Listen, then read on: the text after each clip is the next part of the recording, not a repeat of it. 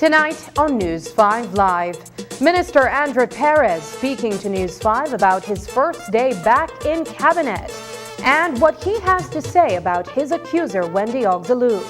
Was there a full-fledged investigation into the allegations? You'll hear Minister Dolores Balderramos Garcia's answer. The cause of death of American woman Jennifer Griffith and who is responsible. The latest tonight. And what the World Bank's projections for Belize's economic growth this year are. These stories and more coming up on News 5 Live.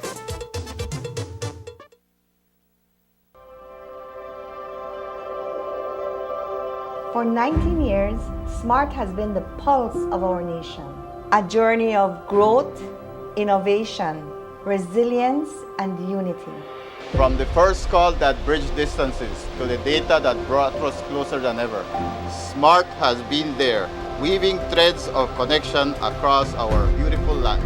We have been active in providing innovative solutions to enhance our customers' lifestyles. Over the years, SMART has developed and provided various services to meet customers' needs.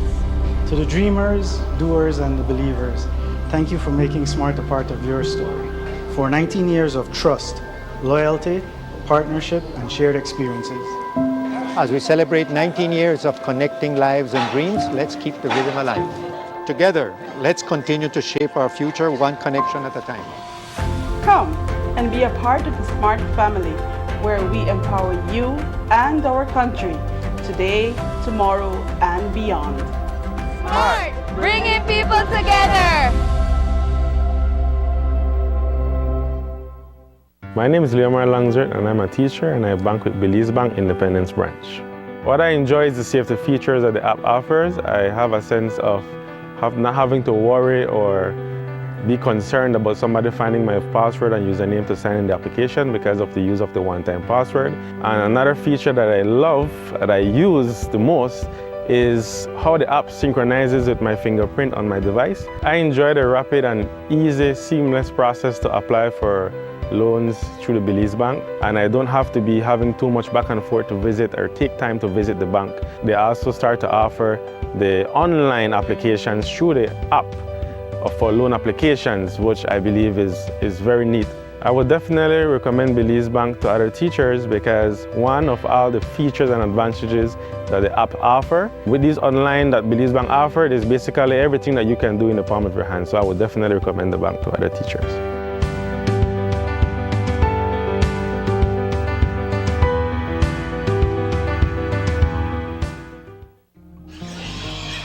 $1,067,700 slices of bacon are eaten by tourists each year, stimulating our local economy. Tourism means business.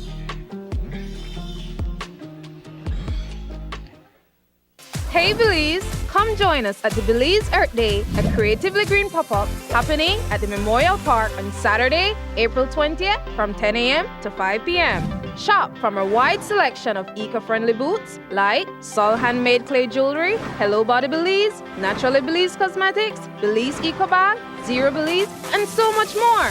Enjoy delectable food and beverages from Don Ceviche, Iguana Stop, Brain Freeze Margaritas, just to name a few. Live performances by QB and Band, Britney Starr, and Yes Talia. For more details, call us at 227-2420. The Belize Earth Day Pop-Up is brought to you by the Belize Tourism Board in partnership with the Belize City Council. Sponsors include DigiWallet, Coca-Cola, and the Belize Waste Control Limited. See you on April 20th at the Memorial Park.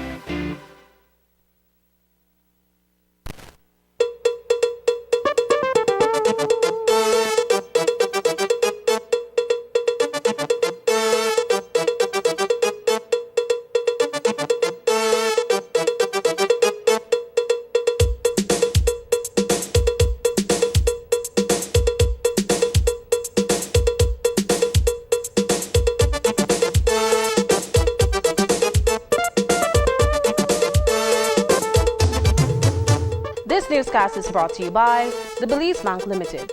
Our country, your bank. Good evening and welcome to News 5 Live for Wednesday, April 10th. I am Sabrina Daly. Minister Andre Perez returned this week to Cabinet for the first time in many months. The Belize Rural South Area representative was stripped of his Blue Economy portfolio last September amid sexual misconduct allegations made by a female attorney. But Perez, who had vehemently refuted the claim, was returned as the Minister of Blue Economy last week, and on Tuesday he attended his first cabinet meeting. His fellow cabinet minister, Francis Fonseca, had told News 5 last Friday that the Prime Minister reinstated Perez after the Attorney General's ministry had offered advice to the PM after looking into the claim. And today, Perez told News 5 that he is grateful to his colleagues who supported him. First and foremost, I want to thank Prime Minister for his confidence, that he gave me the opportunity to come back in and invited me to serve in Cabinet. And of course, the camaraderie and the support that I enjoy of my colleagues is what I value very much, and they keep on reminding me of the work that I've done in the past and how I've done it and the stellar performance. It's not for me to say; they're the ones that show on it for itself. So I'm humble. I'm very grateful, and as I said, I hit the ground running. This is a full busy week as well. Committed, and of course my first cabinet yesterday, and again today is just another day where we're moving forward to reach out to the new different departments that fall under my ministry. So I need to go and visit them and familiarize myself with them. Some political pundits had opined that Perez's political career was done following the allegations and his subsequent suspension from cabinet. But the attorney who claimed Perez has yet to come forward to make a police report so that a criminal investigation could proceed. After the Attorney General's ministry reviewed the matter and advised the Prime Minister, Perez was reinstated. But during those months of being away from Belmopan did not mean that the politician was out of sight or stayed indoors. In fact, he said he kept in touch with the people who put him in office, the people of Belize Rural South. And he does not think that time away from cabinet will impact his performance upon returning. I have not been anywhere, but at home. I've been in Belize Rural South. So these past few months, I've used it to strengthen my connection and my relationship with the people of Belize Rural South, namely Kikaka and San Pedro. So it has been in some way that has, some very gratifying that you as an ARF, which is you are duly elected as that, is to do the work on a daily basis. And that's what I did. I engaged, especially in the evenings, walking from my office to the home on a daily basis. It has been gratifying. So I wasn't anywhere hiding. I'm here in town and doing the work. So I'm very grateful and good to be back as well. Did a full-fledged investigation into the allegations against Minister Andre Perez take place? Well, Minister of Human Development Dolores Balderramos Garcia told News 5 today that she is not sure. Balderramos Garcia sits next to Minister Perez in cabinet. So today, when we asked her about his return, she gave us her thoughts from that perspective. She also noted that a full-fledged investigation did not take place because there was no formal police report made. Are you satisfied with the investigation that took place in terms of your cabinet colleague, Minister Perez, and his return? I am not sure if it was a full-fledged investigation because, and I had told myself I wouldn't speak much on this because it was the Prime Minister's decision. But I will say at least this. A full-fledged investigation may have taken place had there been a formal police report or complaint. No such thing has ever happened. And I only take the opportunity further to say that I actually sit next to Minister Perez in cabinet, and he's a hard-working colleague. And that is really as much as I will say right now. Coming up, strengthening police response to domestic violence incidents is a priority.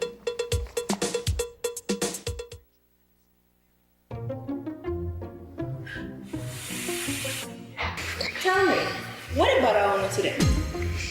I recently did a Red Gal video I get more views than Harriet. And you know one person had the nerve to post that I don't not even a red girl? I mean, like, what that mean anyway? Well, here what about me? Every time I go buy meat pie, and I go, so, nothing in there. Nothing. So this is my issue. I over 18. I don't want no one artist. And you could believe my man still expect me for wash dishes? I don't got time for that. I out there for dishes. Yes. And you, sir? Well, I don't really got their kind of problems, you know. Ever since I switched to DJ and signed up for my unlimited postpaid plan, life stress-free. Nothing bother me or my connection no more.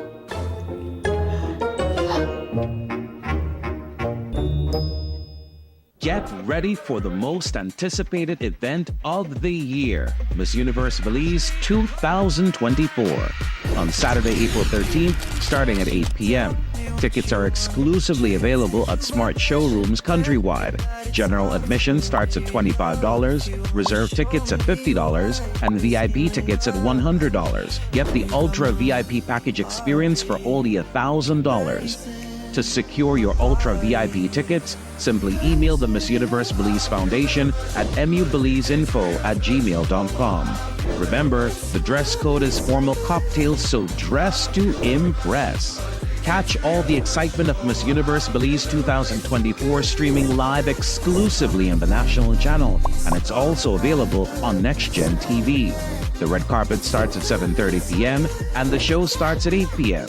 Don't miss out on this unforgettable evening. The Easter break is over, and now it's time for the baddest Belize Hurricanes to make that playoff push to secure the #1 seed throughout the playoffs. They're playing basketball all around the world. This Thursday night, the Belize Civic Center will not be the same when the three-time and defending BEBL champion Benny's Belize Hurricanes battle against the rivalry brothers from the West. There's no love lost between these two storied franchises. It's the Wild West versus the Beast from the East, but you already know. I know the East is the best. All the propaganda then spread. Tongues will have to confess. Hurricanes is now poised and ready to launch two of the fans' favorite players, Belizean Nicholas Phillips, fresh off his college season, and the man himself, straight out of the Saudi Arabian League, Kirk Shabba Smith Jr. Shabba. The halftime show will feature the Category 5 girls, the big screen kiss cam, and dance-off competitions to win fabulous prizes courtesy of Cellular World. Don't forget the $1,000 primary and high schoolers poster and battle competition, and the Hamanasi Resort first 5 contest valued at $5,000.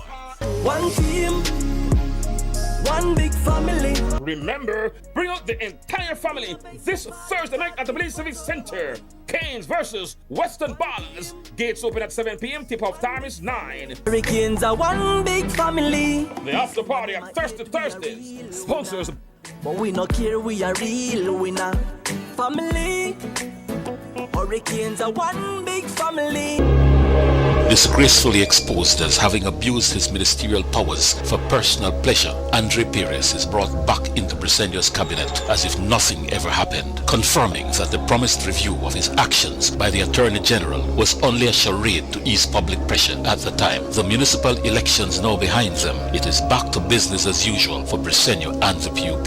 They are not serious about good governance. I don't care what anybody says. If the government will not change, then the people will have to change the government.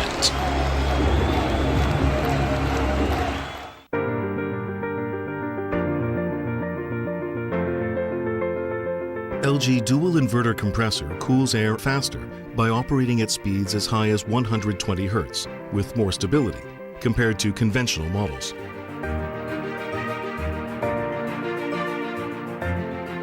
It also saves up to 70% more energy by operating at speeds as low as 10 Hz with more stability.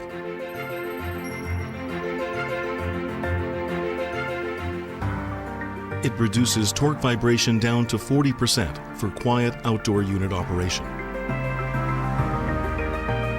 Stable operation with low vibrations also results in increased durability.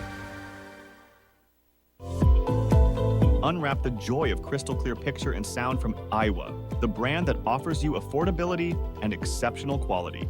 Iowa has a wide range of exceptional products to choose from, such as TVs, speakers, headphones, home appliances, and much more at affordable prices that won't break the bank. Enhance your audio-visual entertainment experience with Iowa, and for your convenience, parts are readily available in country for hassle-free maintenance. You can find Iowa products at your local electronics store countrywide. Choose Iowa, the best in home entertainment and household appliances.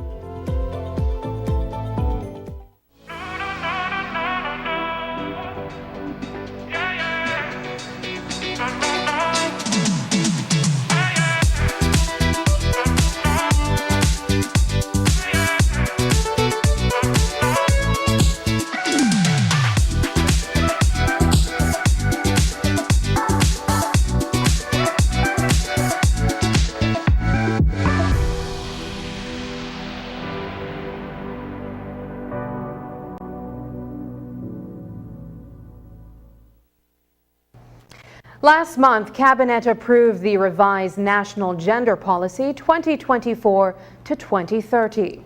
This updated policy sets out to achieve gender equity and equality and eliminate discrimination against women and girls in Belize.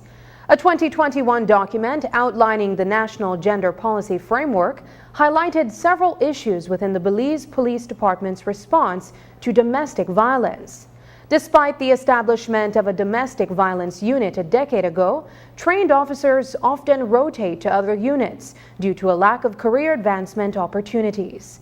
Disparities in operational hours were noted, with the unit in Belize City operating around the clock, while units in other parts of the country only operate during regular business hours. The report also underscored the limited availability of shelters for domestic violence victims. In response, the latest revised version of the policy prioritizes enhancing police response and victim recovery services. Today, we asked Minister of Human Development, Dolores Balderramos Garcia, about these crucial areas. The improvement will come with collaboration. The policy really assists us in terms of the direction we want to go. And because we have given such an important role to fighting against and combating gender-based violence, then what we have to do is to work much more with partnerships. So the policy will inform the actions that will be taken.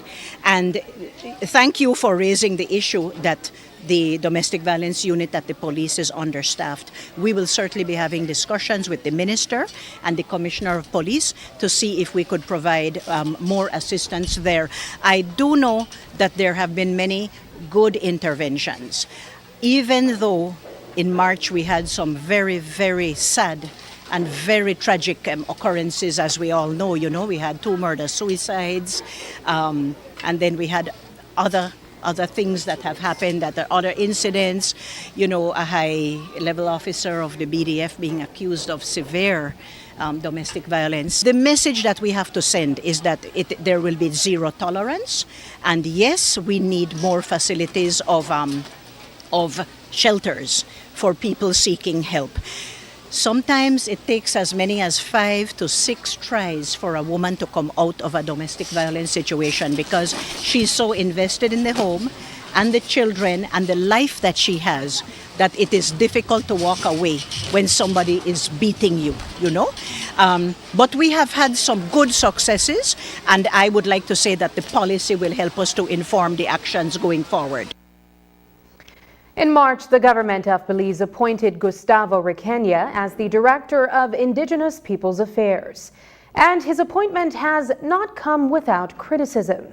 The Toledo Alcalde Association has raised concerns over familial ties. He is the brother of Minister Oscar Requena. The Belize National Indigenous Council has also come out swinging, referring to the appointed as set up marred in partisan politics and lacking in integrity. Today, we asked the Minister of Indigenous Peoples Affairs, Dolores Balderramos Garcia, about the concerns raised. She says Requena was not hired because his brother is a minister.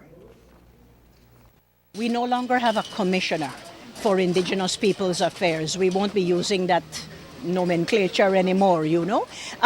We've appointed a director, which we feel it's best to have a director as opposed to a commissioner, you know. And the director is the person of Mr. Gustavo Requena. He happens to be the brother of Minister Oscar Requena, but I can say categorically that Mr. Requena was not hired because he's the minister's brother. He interviewed, he applied, he has vast experience in community work, having worked as a teacher at the Julian Cho Technical High, and also he was an outreach officer at the Yachtche Conservation Organization. We are very pleased because he made his application, he comes qualified, he's committed, and he has really hit the ground running in terms of our work in the South at the Office of Indigenous Peoples Affairs. So let me take this opportunity to dispel whatever notion there might be that there was any nepotism or any such thing. Belize is small. Belize is very small. And so we have to go with the talent that we see there, with the experience, and with what an individual brings to the table. So I have to say that so far we are pleased with Mr. Requena, and we will continue our work.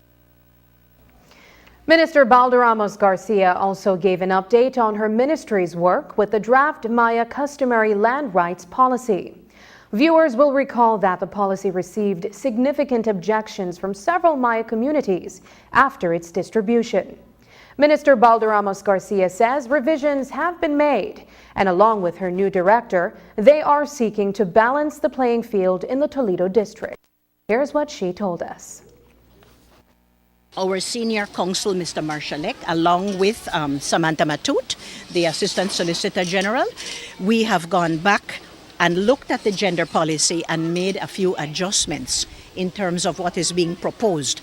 Because if you will recall, some of the Maya communities and leaders were saying that they didn't like the Section 5, which gives you, to begin with, a concentric circle of a kilometer or 2 or 3 kilometers going out in terms of radius.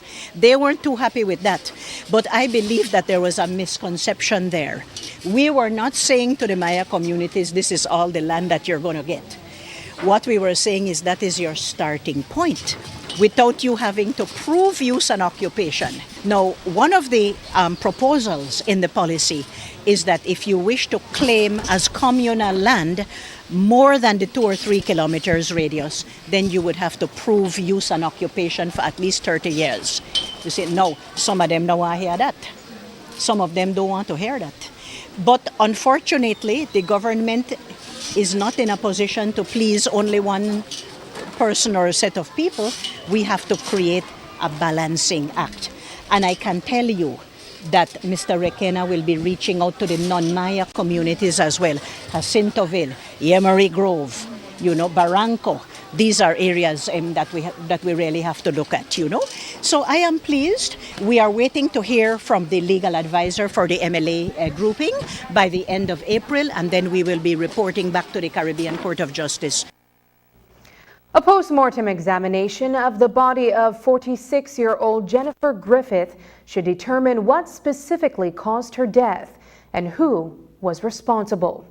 The resident of San Pedro town was riding in a golf cart with her husband at the steering wheel on the northern end of San Pedro on Saturday night when they crashed into El Norte Bar. During the crash, Griffith reportedly suffered a head injury. But then she became embroiled in a fight with an employee of the establishment, who then used a conch shell to hit Griffith in the back of the head. Griffith, who refused medical attention, died the next morning. Today, Belize Rural South Area Representative Andre Perez, who has just been reinstated as the Minister of Blue Economy, told News 5 that the incident should not shed any bad light on Ambergris Key, as far as tourism is concerned.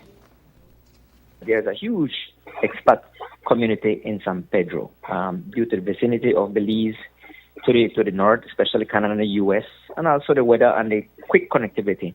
We have a huge community expat. But of course, they're retired. And what I'm told is that there was some kind of it's a weekend. There was some kind of, drinking involved. But it was an unfortunate incident, but certainly not to do where we are throwing the image that you have to be careful, you're going to get attacked. It seems to have been an altercation when you drink a little bit too much and you get involved. Following the fight, Griffith was taken to the San Pedro Polyclinic that night, and a test was prescribed for her head injuries. But she reportedly refused and left the clinic. But by morning, Griffith was in such bad shape and in so much pain that she returned to the clinic. Unfortunately, by that time, it was too late. Minister Perez said that Griffith's refusal to receive medical assistance was perhaps as bad as the incidents themselves. That is what I was told as well from the authorities, is that she refused. She checked out herself. And for the information, there is a brand new hospital there. It's a private hospital, of course, in San Pedro that provides quality service in terms of CT scans, X-rays, and everything. And everything there was recommended, I am told, by the hospital. And this person refused.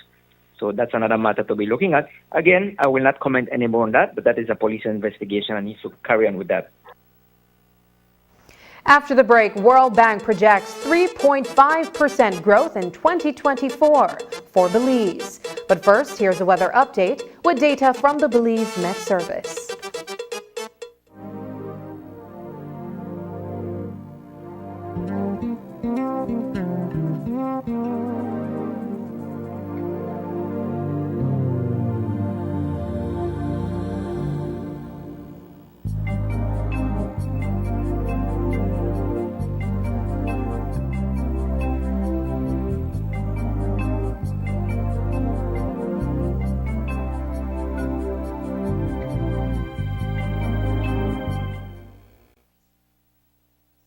The Public Utilities Commission will conduct a public hearing on Belize Electricity Limited's 2024 full tariff review proceeding at the Best Western Belize Biltmore Plaza on Thursday, April 11, 2024, commencing at 6 p.m. Interested parties are invited to participate in person or virtually by visiting our website at www.puc.bz. The meeting will also be shared live on our Facebook page. During the meeting, members of the public will be allowed to make comments on matters related to the proposed regulated values, mean electricity rate, tariffs, rates, charges and fees to be applied over the next 4-year full tariff period. BEL's proposal for the next FTRP 2024 to 2028 can be viewed in its entirety at www.puc.bz. Written comments on BEL's submission can be sent to PUC's office, mailed to P.O. Box 300, Belize City, or emailed to info@puc.bz by Sunday, April 21st, 2024.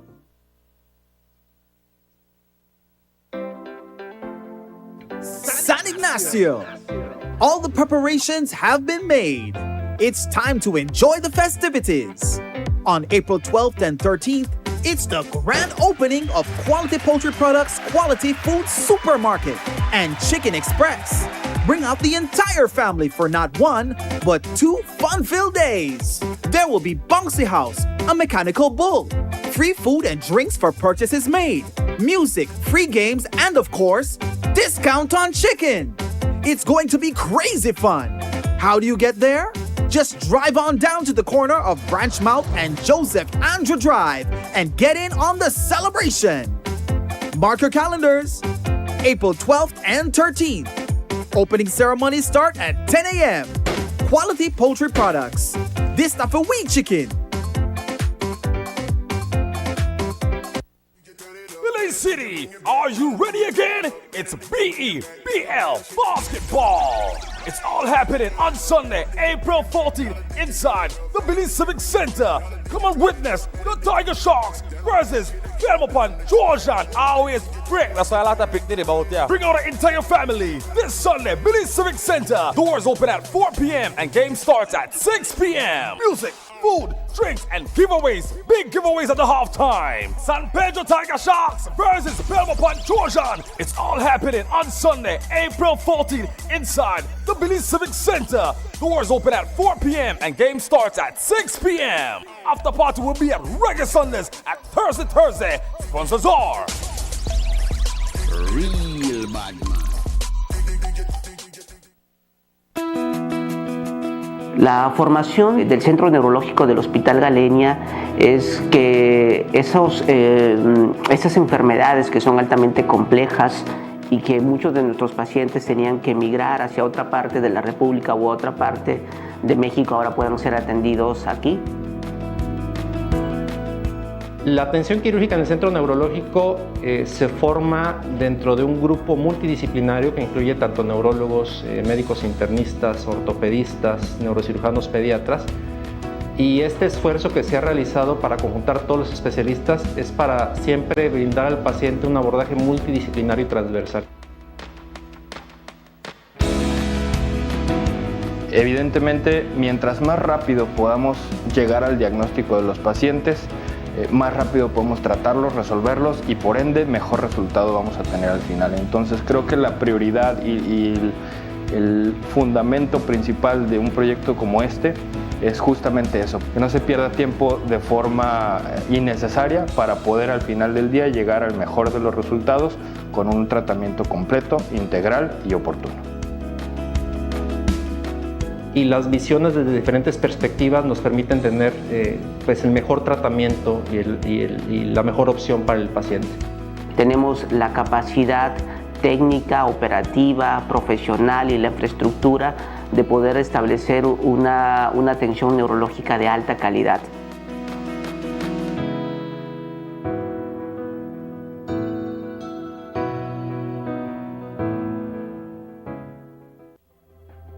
Life is full of precious moments worth cherishing, moments that shape our present and lay the foundation for our future. But amidst life's beautiful tapestry, there are uncertainties we must confront. How do we secure today while protecting tomorrow? Introducing RF&G Life Insurance, your partner in safeguarding what matters most. With a RF&G Life Insurance plan, you can ensure financial security for your loved ones, providing them with a safety net for the future. From identifying and recommending plans suitable for your unique needs to expert advice every step of the way, RF&G Life Insurance is committed to protecting your family's legacy. Choose RF&G Life Insurance for peace of mind you can rely on. RF&G Life Insurance, securing today, protecting tomorrow. Your life, your legacy.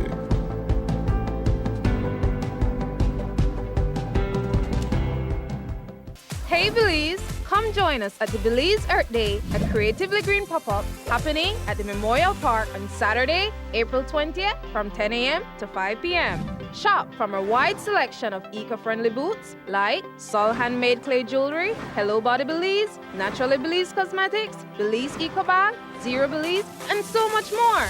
Enjoy delectable food and beverages from Don Ceviche, Iguana Stop, Brain Freeze Margaritas, just to name a few. Live performances by QB and Band, Britney Starr, and Yes Talia. For more details, call us at 227-2420.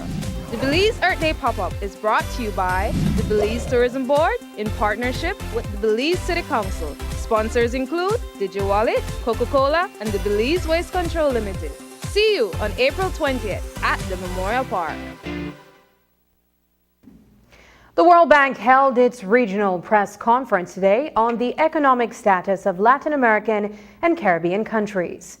According to the bank, the Latin American and Caribbean region has reached a critical juncture. According to the World Bank, while the region has made significant progress in economic stabilization over recent decades, growth has stalled, undermining progress. One of the greatest challenges for the region is crime, specifically the murder rate. So, what about Belize? News 5 asked the chief economist for the region, William Maloney, what the World Bank's projections are for Belize in 2024. He started first with the region's challenges. A second challenge is the expanding presence of crime, and organized crime as well, and violence. If we look at one measure of violence, LAC has the highest homicide rates in the world. So you see the central bars, we're at about 22.7 homicides per 100,000 population. That's 10 times what we've got in Asia and about 5 times what we've got in North America. and it's about 5 times the level of countries with similar levels of income or poverty, and it's even above countries with similar level of inequality. It's related to organized crime, which is spreading throughout the region, even to countries where previously it was less evident. And it's now moved to being the principal social problem for 20% of Latin American Caribbeans. It's ranked as a top problem for 20%. This has big impacts for growth and for the quality of life of our citizens. From News 5 Belize, how does Belize's engagement with various IFIs, including the World Bank, contribute to the country's long-term development goals? So for Belize, for 2024, we're looking at 3.5% and then 2.5% going forward. Obviously, Belize is a reasonably small economy with a lovely tourism sector. We want to be more diversified. Any small economy would want to, but it is constrained by scale. So I'm not exactly sure what our programs are in Belize right now, but its possibilities for diversification are certainly worth looking at. It has been about a month since the fatal shooting of Stephanie Lindo Garbut, who was the city administrator up until that time. Lindo Garbut, described by everyone who met her as a charismatic and helpful person, was the victim of a domestic dispute that got out of control on the morning of March 12, when her husband, Oswald Wally Garbut, shot her and then himself at their home on Freetown Road in Belize City. The incident happened just days after the PUP City Council slate was elected to office, and it put a delay on the first couple weeks of work until the new council could proceed with its work without an administrator in office. According to Mayor Bernard Wagner, the deadline for the submission of applications for the post of city administrator has come and gone, and the council will be conducting interviews soon. Thereafter, it will make recommendations for ratification by council. The mayor did not indicate whether any of the applications were submitted by any current employee of the council, but we expect a name will be announced in the coming days. The quality of education for children in Gales Point, Manatee is about to improve. Today, a groundbreaking ceremony was held for the construction of a brand new preschool and the refurbishment of the existing primary school structure. The student population is a little under 100, but with students attending from surrounding communities and a new road, the school is anticipating some growth. News 5's Paul Lopez traveled to the village today to find out more about the new project and how it will benefit the community.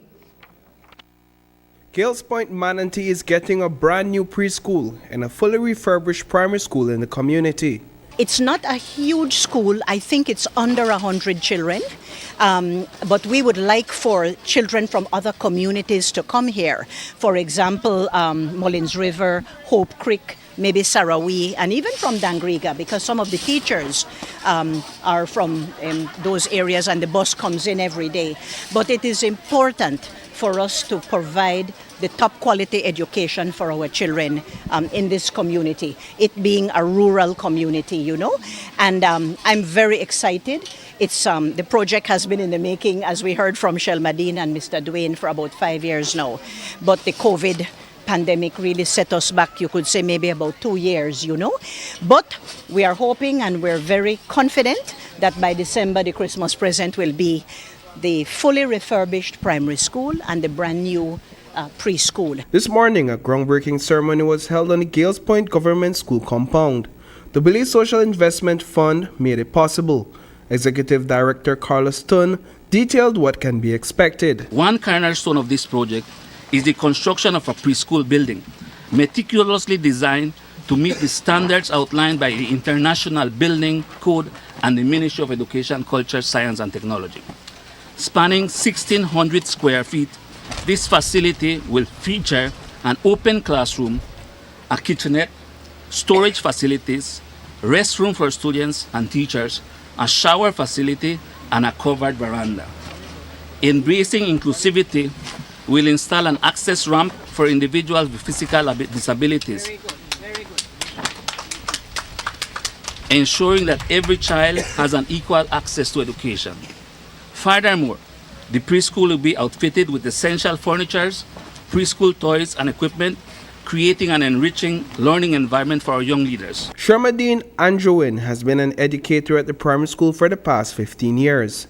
She says that the construction of a preschool will greatly increase access to early childhood education in her community. She also expressed the challenges the school faces with limited classrooms and teachers. I'm very excited. I've been here for the past 15 years and they haven't any renovation done to this government school. So I'm very excited to see we're getting a new preschool. We're getting our government school renovated, and I think it's wonderful. What sort of challenges does it alleviate? Well, let's see. It would be, in the past we had the dilapidated at the first preschool animal, we have insect with the teacher and student within the building. Then we didn't have our own private bathroom, but now it will have everything we deserve as a teacher and students here at Gales Point Government School. We have multi-grade and monograde. It's not all multi because we have the infant 1 and 2 class together. We have the standard 1 and 2 together. Then we have standard 3, 4, 5 and 6 separate. Are you hoping though that maybe the primary school could one day get more classrooms so everybody could have their own classroom? Yes, that would be very great. And I am also a teaching principal, so it will be good if I could only be an administrator or a teacher.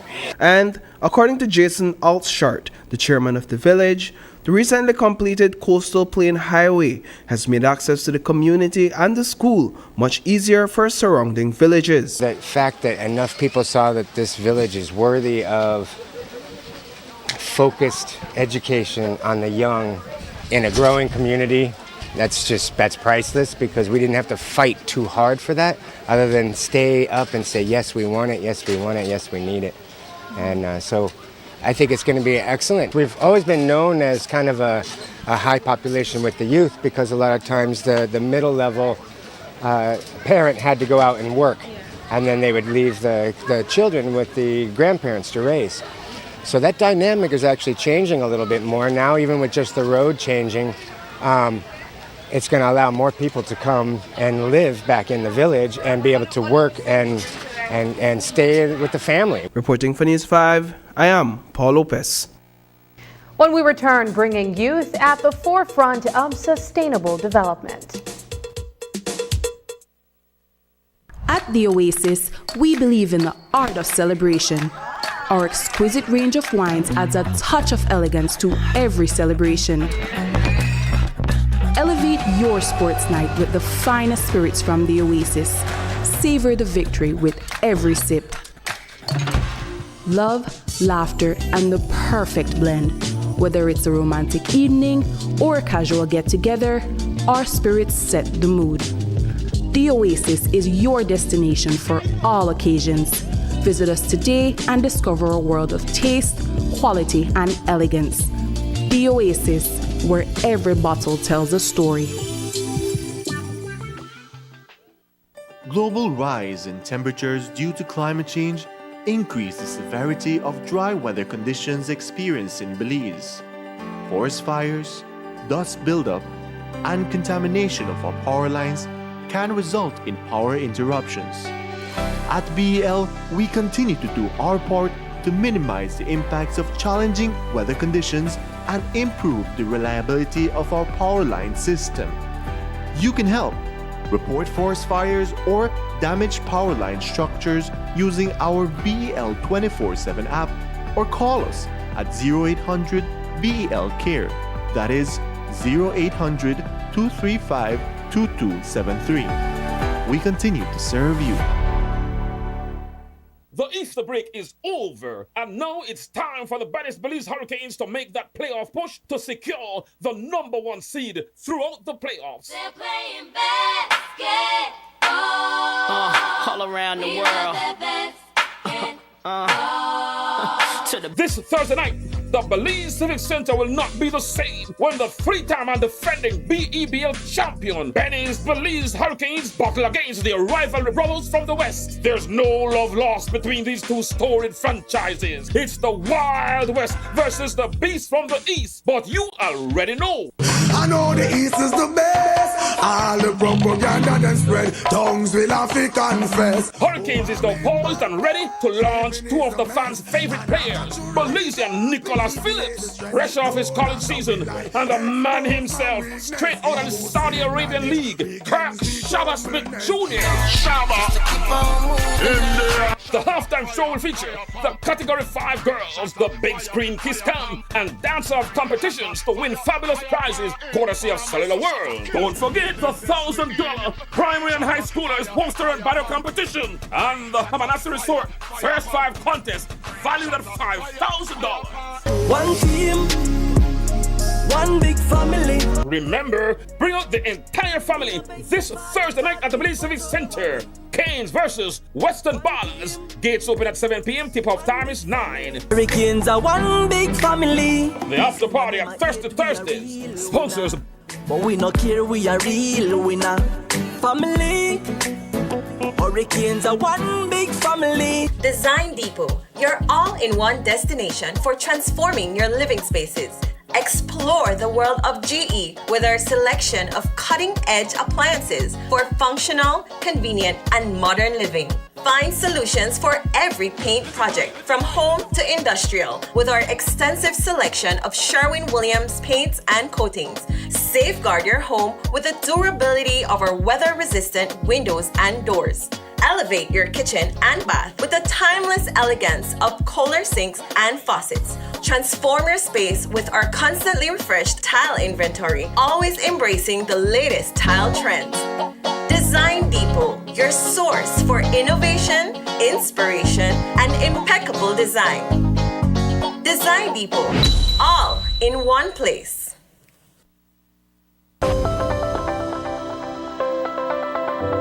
Upcoming enhancements to My Social Security. The new healthcare provider feature seamlessly connects healthcare providers, insured persons, and employers to facilitate the payment of sickness benefits. Here are the enhancements. Registered healthcare providers will create and submit online medical certificates using their healthcare provider accounts. Insured persons will receive a link to view the medical certificate to complete and submit their sickness benefit claim. And employers will receive an email notification of their employee's sickness claim.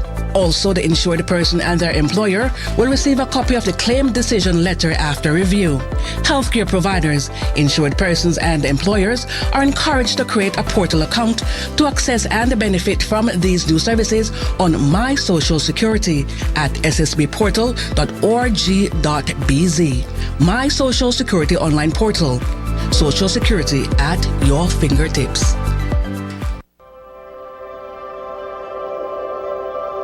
For 19 years, SMART has been the pulse of our nation.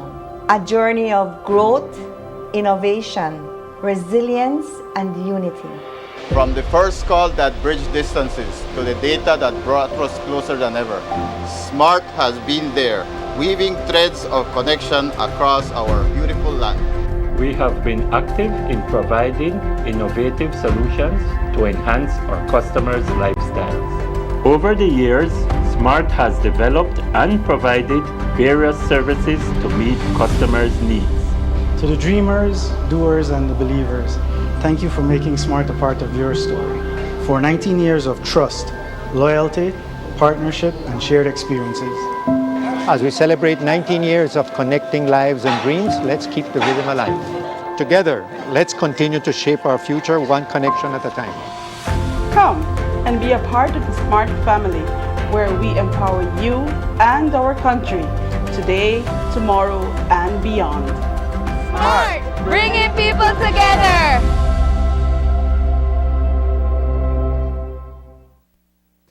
The Balkan Bridge, built by the Government of Canada several decades ago, is in dire need of replacement as the structure is deteriorating over time. The Ministry of Infrastructure Development says that there is not much more work that can be done to refurbish the bridge because of its dire state. But the bridge should be replaced as soon as the government gives the go-ahead to welcome tendering for a new bridge at that location. Today, Chief Engineer with the Ministry of Infrastructure Development, Evandale Moody, told News 5 that hopefully the project for that bridge will begin this year. it's a structure that really needs to be replaced. It's more critical than Hawksworth, definitely, because of the substructure that is there. We have seen, based on the assessment that we have done, that the piers that are there are at risk because of the spalling of the concrete from the piles. And so definitely that is a bridge structure that needs to be replaced. We had initiated the procurement process for that replacement structure. However, that was put on hold by the Ministry of Finance. And so at this point in time, we're currently awaiting a decision from them that we could proceed with the construction of that structure. So it's not within the Ministry of Infrastructure decision right now to go ahead. We have to wait until we get a final decision from the Ministry of Finance. But it is a structure that urgently needs to be replaced. But the Hawksworth Bridge that connects San Ignacio and Santa Elena can serve the public for another 25 years, according to Moody. But that will only be after the one-lane suspension bridge undergoes repairs. The Hawksworth, which has been around since 1949, needs to undergo extensive work that will take 6 months. But Moody assures the public that the new bridge, which is a 2-lane structure, is more than adequate to handle the traffic in the Twin Towns until the bridge is reopened again. What the Ministry of Infrastructure did a few months ago was that we did an assessment of the existing Hawksworth Bridge because we knew that it needed some kind of routine and periodic maintenance. And so what we did, we engaged a local consultant, Chia's Engineering, for them to do an inspection and assessment of the bridge structure. As you're aware, that bridge was opened, I think, in 1949. And so the structure itself is approximately 75 years old. Over time, the ministry has executed some repairs to the structure itself, mainly to the deck. However, at this point in time, we need to look at the main structure of the bridge itself, which is the suspension structure, the cables. We have to look at the primary and secondary girders. We have to look at the deck for the vehicular traffic and also the deck for the pedestrians. Based on the assessment that was carried out, it is recommended that we did some immediate periodic and maintenance works on that structure because we had some elements that are in need of critical maintenance. And so the idea was that we engage a contractor to do those works. So we went through a procurement process for us to engage a contractor. And that contractor that will be doing the works is Kayo Steel Limited. And they will be supervised by Chia's Engineering and also the MIDH. We have commenced some of those works under the bridge. However, it will take us more time for us to do the main and critical works that needs to be addressed on the suspension bridge itself. So in an effort to do those works and for safety as well, we believe it was important for us to close the bridge structure for that duration, which is approximately 6 months, because they will be doing some sandblasting and other activities on the structure where you will have workers working at high elevation. And so it's important for us to keep their safety in mind and the safety of the motoring public as well that utilizes the bridge. And so in an effort to do that, the ministry thought it was critically important for us to close the structure, do those remedial works that needs to be done, and then reopen the structure once we're completed. Adolescents and youth are taking the stage to participate in national dialogues on the Sustainable Development Goals 2030 agenda. On Saturday, the Ministry of Sustainable Development and Climate Change, in partnership with the Ministry of Youth, Sport and Transport and the United Nations, hosted the first ever National Youth Conference on the Sustainable Development Goals that are anchored within the Voluntary National Review, VNR. The VNR is a process by which countries assess and take stock of the progress of the implementation of the developmental goals. Currently, there are 17 developmental goals that Belize is aiming to assess in the 2024 VNR, as opposed to the 4 that were assessed in the previous review conducted in 2017. The conference was also used as a platform to initiate engagement with youth and allow them to advocate for and monitor the goals. We spoke with the director of the Sustainable Development Unit at the Ministry of Sustainable Development and Climate Change for more information. So what we're doing as part of this youth forum was twofold. One, to be able to inform them of what the Sustainable Development Goals are, the 2030 Agenda and its principles, and for them to be aware of what that means. And then secondly, to be able to come up with some statement, some position that the youth are actually want to share with us as part of that report, including that report, in terms of where they stand in terms of the Sustainable Development Agenda. Their voices are important, and they've expressed it very clearly in that youth conference that we had. And so we want that to be reflected adequately in that report. Very importantly, before we even went to this conference, one of the things that we did is that we visited we built capacity of at least 12 young people across the country, for them to be able to then inform and educate and build awareness of the 2030 agenda on the respective communities from PG down to Corozal of North.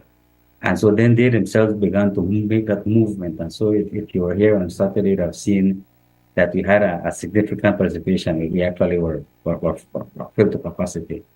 And they were all engaged in the process, giving their sentiments, their views, and whatnot. And all of that is important for the decision-making process. And again, when we're talking about youth across not only the regions of the country, but also across ethnicity, religious belief, in terms of vulnerability, in terms of handicap and discapacities. We want to make sure that when we're talking about youth, we're talking about everyone that is within that spectrum that participated in that event.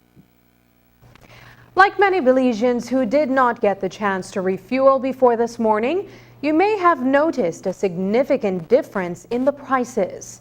That's because the cost of regular gasoline increased by 23 cents, while diesel went up by 30 cents.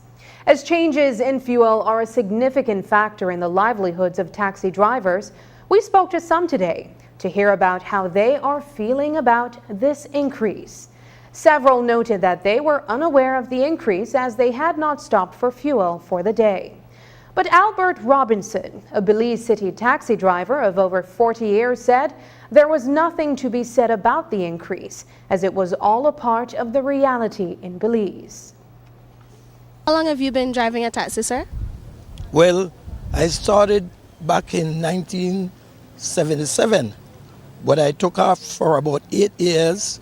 I went to work with the Central Bank for 3, and the program for Belize for like 5 years, and I came back here since then. So from about 1985 until now, I am operating the taxi cab. So how are you feeling about the recent change in gas prices? Last night it went up about 23 cents for regular and 30 cents for diesel. How is this affecting you? Well, now that you are telling me this, I didn't even know that it went up. Because one of the problems is that most of the time when gas prices fall, we know from the customers, because they want you to reduce your price too. They are telling you, oh, gas gone down, and still they charge the same fare. But then when it goes up, nobody remind you. And the thing with them, our business is not only gasoline, it's wear and tear, plus you have to labor, you have to work, so you have to get some kind of income from what you are making. And there's nothing planted out here. You got to get out here and do what you need to do. And it's good that I give thanks to some people that really patronize me for who I am. You know, I respect them and I give them thanks all the time, because especially out here at Albert Street, most of the taxi people, if you leave anything in your vehicle, you're sure to get it back. You know, I mean, once they are aware that it is in there, you're sure to get it back. So it's safe, and we try to do the best we could in upkeeping the vehicles, and it takes maintenance, not only gasoline, we have to spend on everything. I think taxi operators are the people that contribute the most when it comes to taxes and things like that, because when we make the little fare from the taxi runs, when we shop and buy anything, we pay taxes. We have to license ourselves. We license the vehicle, insure the vehicle. So where do we go from there? What do you understand from that? You know what I mean? And try to be as reasonable as possible with the fare, and try to be hospitable with the customers and give them thanks. Up next, Rotary Club's Fun Tech Initiative for Belize Schools. Uh-oh, what are those? Germs! That's right, they're germs. And they love to spread. Uh-oh. And how do they spread? Hands. Germs can spread everywhere from hands. And from hands, food, toys, other hands, and faces. Yuck! Germs make people sick. And that's why it's important to wash hands. Hooray! It's important to wash your hands, so follow these steps to do it right. 1. Turn on the water and wet your hands. 2. Use soap to lather your hands and scrub. 3. Rinse your hands completely. 4. Now that your hands are clean, use a paper towel to touch the handle and turn off the water. 5. Dry your hands with a paper towel. Hooray! Follow these steps every time and you'll keep germs away. So remember, the best way to fight germs is to wash hands.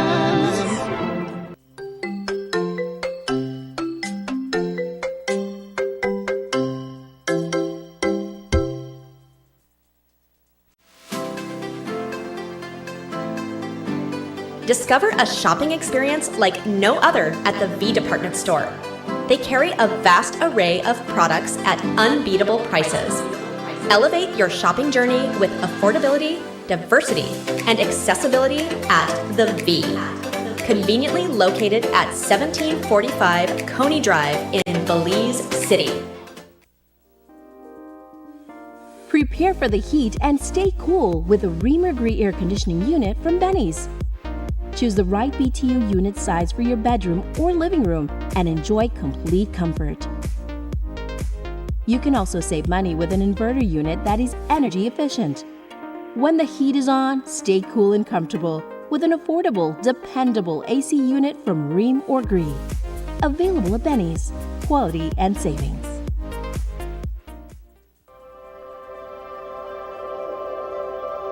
For 19 years, SMART has been the pulse of our nation. A journey of growth, innovation, resilience, and unity.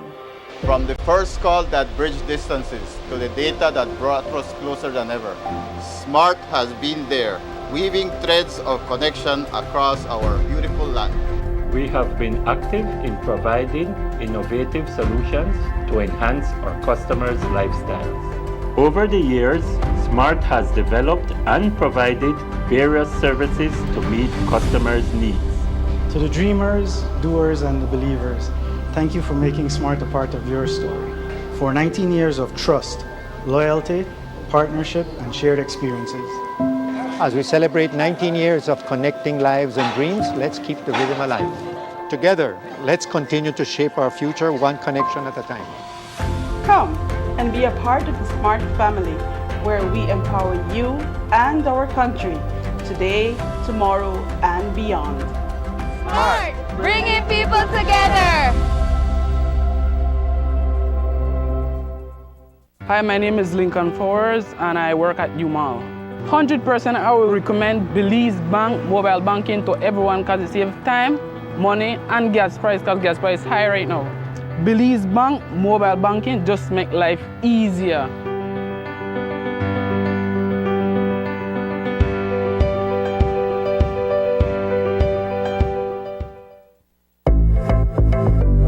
We all know about the phasing out of single-use plastics and the enactment of pollution from the plastics regulations.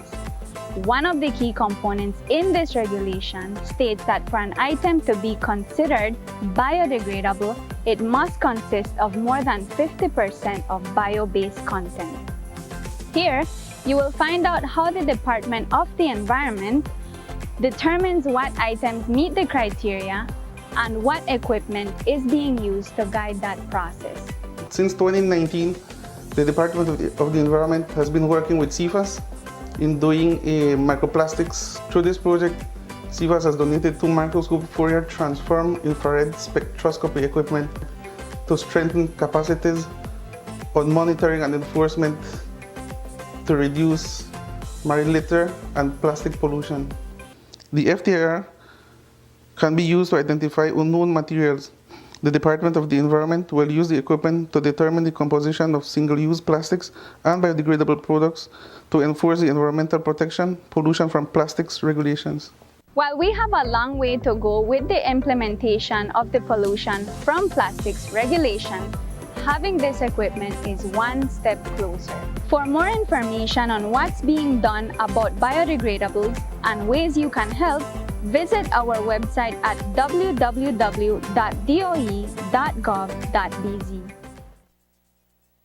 During the COVID-19 crisis, Rotary clubs in Belize and Port Moody developed a grant to install Rachel computer labs, providing offline educational content to schools and the Belize Central Prison. The program is now expanding to 11 schools with the aim of enhancing literacy and mitigating dropout rates through technology access. Through a collaborative effort, the Rotary Club of Belize and the Rotary Club of Port Moody, supported by the Rotary Foundation, have committed $210,000 Belize dollars to execute this impactful project. Each learning lab will comprise a Rachel server, 20 Chromebooks, headphones, and a monitor, and a storage cart or unit. Teacher and administrator training began this week in Belize City. News 5 stopped by to find out more. One of the most things I'm excited about is seeing the children using the Rachel program as they surf this different website on their own and guided by the teacher. And as we evaluate their progress from where we start to, let's say, maybe the end of the first cycle of the school year. I am really enjoying the training. The experience is great because we're introduced to this program where we have many resources that we can take back to the classroom and to the teachers, and it will enhance learning in a whole with our students. We implemented the pilot project at the Belize Central Prison just prior to COVID. So what was really interesting about that project is that we essentially gave the inmates there and the staff the equipment, the Rachel server and Chromebooks, with relatively minimal direction. But one of the things that we know about learning is that you provide students, adults, with tools and information, and they discover it for themselves. And so there really was a process of discovery at the prison with the inmate tutors learning how some of the systems within Rachel would work, and really started to advance and to use those things at a very high level. So I should add that this is the first part of a wider project, because there's more we're going to be seeing of you good people, and it's really starting off with 11 schools. It's a nice project, good size. It gives us an opportunity to then train teachers and administrators and also work very closely with the Ministry of Education to make sure that this project is working the way we want. The examples of the 11 schools, and it's a mix from the Belize District area or Belize Rural area and Belize City as well. Examples include Lucky Strike, we also have Biscayne, we also have Belize Rural. These are examples of schools that will get access to the Rachel program. Additionally, we have a few in the city. They include St. Ignatius School, St. John's Anglican. We also have Unity Presbyterian, Salvation Army. And I'm also excited that we were able to add in that 11th school, and that's Stella Maris. And we're going to be, because we know the age ranges at Stella Maris is wider, we're adding additional programs. For instance, cooking programs, sewing programs, things that could help and support the young persons, whether they're 5 years old or whether they are 15 years old, right? So it's a really amazing tool that can teach literature, literacy, math, English, grammar, so much. Peggy the loggerhead turtle is on her way to the USA, and Belizeans are cheering her on in real time. Peggy was tagged in 2023 by the environmental NGO Mar Alliance. She is one of 3 turtles and the only female currently being tracked and observed as they navigate through their migration period for mating season. Kira Foreman-Castillo, National Coordinator of Mar Alliance, told us that tracking the movements and habits of these turtles play a significant part in their preservation, as the research exposes challenges the animals face as they attempt to migrate. One of the things about sea turtles is that they tend to migrate across borders. They tend to live in one area, they feed in another, feed in that area, and then when it comes to reproduction, to mating, they often leave. We know a lot about that turtles migrate within the Caribbean, within the Mesoamerican region where we're located, but we weren't quite sure what was going on with our population. Where are they going? We know that we have turtles coming from other regions to nest on our shores, but what's going on with the Belizean turtles, those that live and forage within our water? So we decided to undergo this satellite tagging program. At the moment, we have 3 turtles tracking. We were, first of all, we were kind of prioritizing males because we know a lot about females, but we didn't know about males. So Peggy was kind of our lucky female to get a tag. And glad that we did, because we would have never had known that our females are, not only our males are moving, but our females are still going across borders. And one of our focuses to looking at the males is that we know a lot about where the females are going. Because they go to nesting beach, because of their life cycle, they have to go to their natal beach. So they need to, wherever they're born, this is where they go back to when it comes to nesting. So more than likely, Peggy was born somewhere. If she goes to the U.S., everybody's guess so far is Florida. If she goes to Florida, whichever beach she lands on, this is where she was born. This is where she was hatched as a hatchling. And then they go off into their adult habitat, where they live and where they feed, which we know is Belize. And the females will go back to their natal beach. And that is very important for us to note when it comes to management of sea turtles, because oftentimes we have a lot of development occurring. You can imagine getting back to your beach now and you have a seawall. And this is where you have to go and nest, and then you're not able to access that beach. So either they find another suitable site, or a lot of times they'll just discard the eggs into the water because they cannot access their nesting beaches. So it takes about 20 years for a female to return back. We know that Peggy is an adult. She is at reproductive age. She's probably already over 50 because of her size. But it takes about 20 years for them to become reproductive. And that's the news. Tonight's broadcast is available at channel5belize.com, on our Facebook and on YouTube. I'm Sabrina Daly. Thanks for joining us, and from all of us here at News 5, good night.